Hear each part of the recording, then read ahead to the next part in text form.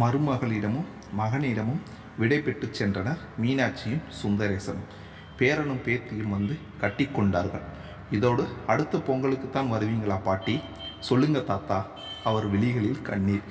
2 மாதம் போனதே தெரியவில்லை. 1 வாரம் கழிந்தது. கீர்த்தி புலம்பினாள். இதோ பாருங்க, மளிகை கடைக்காரருக்கு இவ்வளவு ஆனதே இல்லை இதுவரை என்றாள். அது ஒன்று தான் உன் கண்ணுக்கு தெரியுது. நேற்று நான் முழு செலவும் கணக்கு பார்த்துட்டேன் கீர்த்தி. இன்ஃபேக்ட் பெருந்தொகை மிச்சமாகிருக்கு என்றான் சுரேஷ். என்னங்க உளறீங்க? எப்படி மிச்சமாகும் கணக்கு புலி? எனக்கு புரியல, சொல்லுங்க. உங்கள் அப்பா அம்மாவை நான் ஒன்றும் காசு அனுப்புங்கன்னு கேட்க மாட்டேன் என்றாள். ஒரு 2 பேர் எக்ஸ்ட்ரா வந்துட்டா செலவும் ரெட்டிப்பாயிடுங்கிறது உன்னோட மனக்கணக்கு. வீட்டு கணக்கை கரெக்டாக பார்த்துக்கணும். கேளு, கரண்ட் பில் கம்மியாக தான் வந்திருக்கு. அப்பா அடிக்கடி எங்கெல்லாம் வேஸ்ட்டாக ஃபேன் லைட்டு ஓடுதோ எரியுதோ ஆஃப் பண்ணி வைக்கிறத நோட் பண்ணியிருக்கியா? ஃப்ரிட்ஜு கூட நைட்டில் ஆஃப் பண்ணிவிட்டு காலையில் ஆன் பண்ணுவாங்க அம்மா.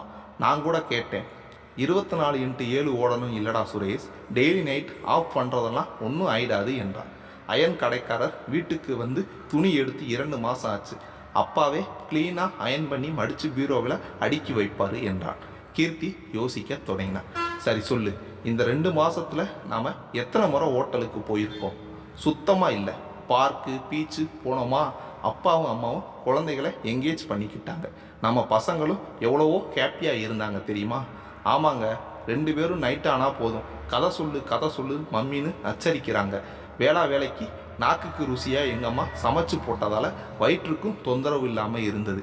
இல்லைன்னா அடிக்கடி குழந்தைகளை கூட்டிக்கிட்டு வாமிட் டிசன்ட்ரின்னு சைல்டு ஸ்பெஷலிஸ்ட் டாக்டர்கிட்ட அலைவோமே. இந்த 2 மாதமாக போனியா?